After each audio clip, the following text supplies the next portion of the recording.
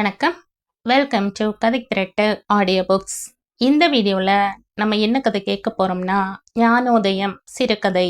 நம்ம சேனலை இது வரைக்கும் சப்ஸ்கிரைப் பண்ணாதவங்க சப்ஸ்கிரைப் பண்ணுங்க. பக்கத்தில் இருக்கிற பெல் ஐகானை கிளிக் பண்ணி ஆளுங்கிற ஆப்ஷனை ப்ரெஸ் பண்ணுங்க. ஸோ தட் நான் போடுற கதைகளை உடனுக்குடனே நீங்கள் கேட்கலாம். வாங்க கதைக்குள்ளே போகலாம். குமாரிக்கு ஒரே பரபரப்பாக இருந்தது. தன் தந்தையை தனியாக விட்டுவிட்டு கிளம்புவதற்கு அவளுக்கு இன்னும் 2 நாட்கள்தான் இருந்தன. தினகரனின் காதலை மாரிசாமி ஏற்க மாட்டார் என்பதை அவரின் சாதி பற்றுமிக்க நடவடிக்கைகளிலிருந்து அவள் அறிந்திருந்ததால் தான் அப்படி ஒரு முடிவுக்கு அவள் வரவேண்டியதாயிற்று. தான் செய்வது சரி அன்று என்பது அவளுக்கு தெரிந்துதான் இருந்தது. இருப்பினும் அவளுக்கு வேறு வழி புலப்படவில்லை. குறிப்பிட்ட சூழ்நிலையில் சில தவறுகள் நியாயமானவை என்று அவள் தனக்குத்தானே சமாதானம் கற்பித்து கொண்டாள். ஓடிப்போகும் தவறை அவள் செய்யாதிருப்பின் அவள் வாழ்நாள் முழுவதும் அழுதவாறும் இன்னொருவனுக்கு மனதால் துரோகம் செய்யும் தவறை செய்பவளாகவும் வளைய வரவேண்டியதிருக்கும் என்பதால் இந்த தப்பை செய்வது சரிதான் என்று அவள் தனக்குள் சொல்லிக் கொண்டாள். அவள் அப்பா வெளியே போயிருந்த அந்த நேரத்தில் புடவை துணிமணிகளை தன் பெட்டியில் அடுக்கி வைப்பது போன்ற ஆயத்தங்களை அவள் ரகசியமாய் செய்து கொண்டிருந்தாள். சில ஆண்கள் சொல்வது போல கட்டிய சேலையுடன் அவள் வந்தால் போதும் என்று தினகரன் சொல்லியிருக்கவில்லை. ஓடிப்போய் தங்க போகும் அசலூரில் தனக்கு ஒரு வேலை கிடைப்பது அவ்வளவு சீக்கிரம் சாத்தியப்படாது என்பதால் தன் கையில் 500 ரூபாய் மட்டுமே இருந்ததாலும் அவள் தன் நகைகளை எடுத்து வந்தே ஆக வேண்டும் என்றும் சொல்லியிருந்தான். பெட்டியை சாத்திய கணத்தில் அழைப்பு மணி ஒலிக்க அவள் எழுந்து போய் கதவை திறந்தாள். பக்கத்து வீட்டு பங்கஜம்மா புன் சிரிப்புடன் நின்றிருந்தாள். வாங்கம்மா. பங்கஜம்மா உள்ளே வந்து உரிமையுடன் ஊஞ்சலில் உட்கார்ந்து கொண்டாள். அவள் சட்டமாக உட்கார்ந்த தோரணையில் இருந்தே ஏதோ முக்கியமான விஷயம் பேசத்தான் வந்திருக்கிறாள் என்பதை புரிந்து கொண்ட குமாரி குழப்பத்துடனும் ஆவலுடனும் அவளை ஏறிட்டவாறு தானும் அவளுக்கு எதிரே ஒரு நாற்காலியில் உட்கார்ந்து கொண்டாள். ஏற்பாடெல்லாம் எந்த மட்டில் இருக்கு என்று எடுத்த எடுப்பில் அவள் கேட்டதும் குமாரிக்கு தூக்கித்தான் போட்டு விட்டது. என்னது இப்படி கேக்குது? எதையோ மோப்பம் பிடிச்ச மாதிரி இல்ல கேக்குது. அவள் முகம் அவளது முயற்சியை மீறி வெளுத்தது. எது பத்தின ஏற்பாடுமா என்று வினவிய போது குரலின் தடுமாற்றத்தை அவளால் தவிர்க்க முடியவில்லை. என்னம்மா கேட்குற? வெக்கமா? எல்லாம் உன் கல்யாணத்தை பத்தி தான் கேட்குறேன். கொஞ்ச நாளுக்கு முந்தி உங்க அப்பா ஒரு நல்ல பையனா இருந்தா பார்த்து சொல்லுங்கன்னு எங்க அண்ணன் கிட்ட சொல்லிட்டு இருந்தாரு. அவரும் பார்த்துக்கிட்டு இருக்கிறதா சொன்னாரு. அதான் ஏதாவது திகஞ்சதான்னு கேட்குறேன். அப்பாடா என்று மனதுள் சொல்லியபடி நிம்மதி பெருமூச்சு விட்ட குமாரி, ஒன்னும் தகையிலிங்க, எல்லாரும் ஏகத்துக்கு வரதட்சணை கேட்குறாங்க என்றாள்.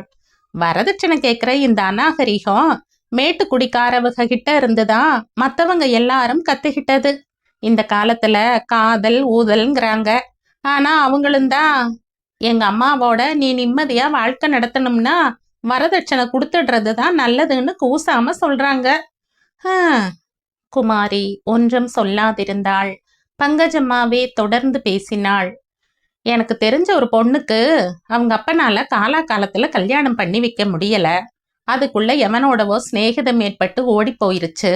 அவன் அவளோட நகைகளை எல்லாம் பறிச்சுக்கிட்டு அம்போன்னு ஒரு லாட்ஜில் விட்டுட்டு போயிட்டான். விபச்சார கேஸ்னு போலீஸ்ல கொண்டுட்டு போயிட்டாங்க. ஆனா நல்ல வேளையா அந்த இன்ஸ்பெக்டர் நல்ல மனுஷன்.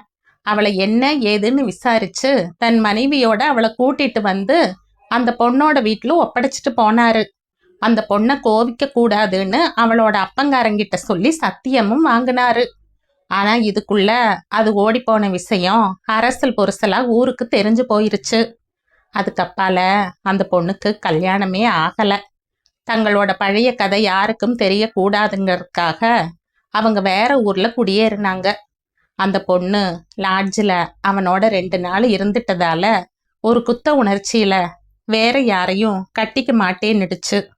அதுக்கப்பால அது புருஷனை இழந்துட்ட விதவைங்கிறதா அவளோட அப்பங்கார ஒரு பொய்யையும் சொல்ல வேண்டியதாச்சு. இந்த பங்கஜம்மா எதுக்கு இதையெல்லாம் என்கிட்ட வந்து மெனக்கெட்டு சொல்லிட்டு இருக்குது? உங்க அப்பா ரொம்ப நல்ல மனுஷன் குமாரி. உங்க அம்மா செத்து போனப்ப அவருக்கு 36 வயசு, உனக்கு 4 வயசு. சிலரு குழந்தைங்களை வளர்க்கறதுக்கு ஒரு பொம்பளை வீட்டுல வேணுமேன்னு சாக்கு சொல்லிட்டு 2ஆம் கல்யாணம் கட்டுவாங்க. ஆனா உங்க அப்பா அப்படி செய்யல. எத்தனை பேரு வலை வீசினாங்க தெரியுமா? அவர் மசியவே இல்லையே. மாற்றாந்தாயின்னு ஒருத்தி வந்தா அவன் என் ஒரே மகளை கொடுமைப்படுத்துவாளோ என்னவோ. நல்ல பொம்பளைங்களும் இருக்காங்க தான். ஆனா என்னால அப்படியெல்லாம் விஷப்பரீட்சை பண்ண முடியாது. என் மகதான் எனக்கு முக்கியம் அப்படின்னுட்டாரே மனுஷன். 36 வயசு. பங்கஜம்மாவை ஒரு புதிய ஆர்வத்துடன் குமாரி கவனிக்கலுற்றாள். மிக சிறிய வயதிலேயே கைம்பெண்ணாகி அண்ணனின் வீட்டோடு இருக்க வந்து விட்டவள் என்று அவளை பற்றி குமாரி அறிந்திருந்தாள். இந்த அப்பா பக்கத்து வீட்டு கைம்பெண்ணை மணந்து கொண்டு அவளுக்கும் வாழ்வு அளித்திருக்கலாமே என்று அவளது எண்ணம் இப்போது அர்த்தமற்று ஓடியது. என்ன யோசிக்கிற? ஒண்ணுமில்லைங்க. எனக்கு சின்ன வயசுல இருந்தே புருஷன் இல்ல, உங்க அப்பாவுக்கு பொஞ்சாதி இல்ல. பங்கஜம்மாவிடமிருந்து இன்னும் எத்தனை ஹம்கள் உதிரப் போகின்றனவோ என்று நினைத்து மனசுக்குள் குமாரி சிரித்து கொண்டாள். உங்க அப்பா மனசு கோணாம நடந்துக்க குமாரி. உனக்கு ஒரு விஷயம் சொல்லட்டுமா? தன் அப்பா மனசு கோணாமல் நடந்து கொள்ளுமாறு சம்பந்தம் இல்லாமல் திடீரென்று பங்கஜம்மா சொன்ன அறிவுரை குமாரியை 2ஆம் முறையாக தூக்கி போட்டது. தன்னை தாக்கிய அதிர்ச்சியில் அவள் வாய் அடைத்துத்தான் போனாள். 2 நாளைக்கு முந்தி எங்க சொந்தக்காரங்க வீட்டுக்கு போயிருந்தேன். புரசவாக்கத்துல இருக்கிறவங்க ஆனந்த் தியேட்டர்ல படம் பார்க்க கூட்டிட்டு போனாங்க. என்ன அப்படி பாக்குற? குமாரி, நீயும் அந்த பையனும் உட்கார்ந்திருந்த சீட்டுக்கு பின்னாலதான் நாங்களும் உட்கார்ந்திருந்தோம். ஆனா நீ எனக்கு தெரிஞ்ச பொண்ணுன்றத நான் என்னோட இருந்த அந்த அம்மாவுக்கு சொல்லலம்மா. ஆனா நீங்க உட்கார்ந்திருந்த நெருக்கத்தை பார்த்ததும் எனக்கு மனசு தாழல. கல்யாணத்துக்கு முந்தி தொடரவன் நியாயமானவனா இருக்க மாட்டான். குமாரி, நான் இப்படி பேசுறது உனக்கு பிடிக்காதுதான், என்னை மன்னிச்சுடு. உன் நன்மைக்காகத்தான் சொல்றேன் தாயி. உங்க சாதி இல்ல அவங்கிறதையும் அப்பாவுக்கு தெரியாம ஓடி போறது உங்க திட்டம்ங்கிறதையும் உங்க பேச்சுல இருந்து நான் தெரிஞ்சுக்கிட்டேன். ஏன் பக்கத்துல இருந்த அம்மாவுக்கு காது அவ்வளவா கேட்காது. அதனால அந்த அம்மாவுக்கு எதுவும் தெரியல. உனக்காக தன்னோட இளமையை தியாகம் பண்ணின உங்க அப்பா கிட்ட உண்மைய சொல்லி அவர் சம்மதத்தோட நீங்க கல்யாணம் கட்டுறதுதான் சரிம்மா. இவளுக்கு என்ன வந்துச்சுன்னு என் மேல கோபப்படாதடா கண்ணு. குமாரி சிறுமைப்பட்டு போய் தலை கவிழ்ந்து முகவாய் நெஞ்சில் இடிக்கிற அளவுக்கு குனிந்து கொண்டாள். பங்கஜம்மா ஊஞ்சலில் இருந்து இறங்கி அவளுக்கு எதிரே நின்றாள். அவள் தோள்களை ஒரு தாயின் பரிவுடன் ஆதரவாய் தொட்டு அழுத்தினாள். இவளுக்கு என்ன இவ்வளவு கரிசனம்னு கோவிக்காத தாயி. நீங்களும் பொஞ்சாதி இல்லாதவரு, என் தங்கச்சியும் புருஷன் இல்லாதவ. அதனால நீங்க அவளை கட்டலாமேன்னு எங்க அண்ணன் சொன்னப்ப உங்க அப்பா, என் பொண்ணு விஷயத்துல நான் எந்த விஷ பரீட்சைக்கும் தயாரா இல்ல. உங்க தங்கச்சி நல்லவளா இருக்கலாம், ஆனா அவளை கட்டிக்கிட்டு என் குடும்பத்தை பெருக்கிக்க நான் தயாரா இல்லைன்னு சொல்லிட்டாரு உங்க அப்பா.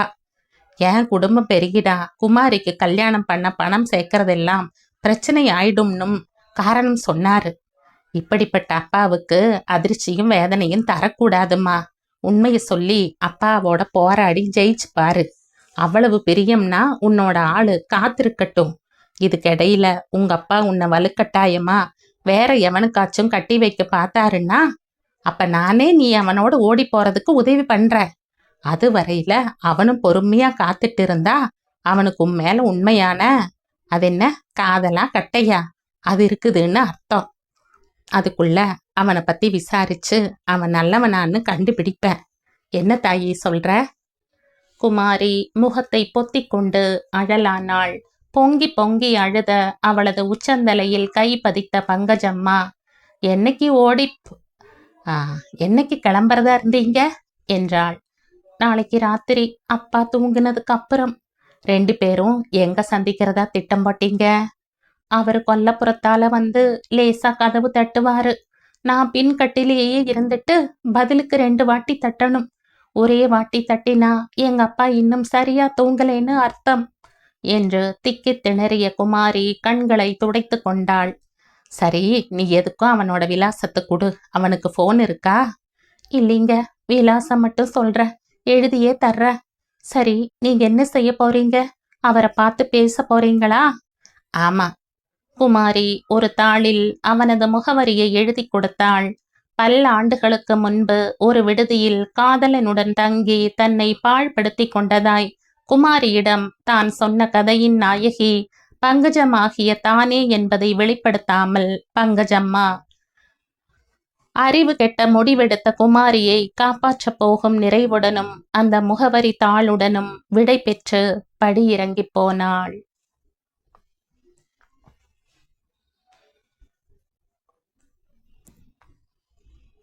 இதோடு இந்த கதை முடியுது. இந்த கதை உங்களுக்கு பிடிச்சிருந்தா லைக் பண்ணுங்க, ஷேர் பண்ணுங்க, சப்ஸ்கிரைப் பண்ணுங்க. மற்றும் ஒரு இன்ட்ரெஸ்டிங்கான கதையோட அடுத்த வீடியோல சந்திப்போம். பாய். தேங்க்யூ.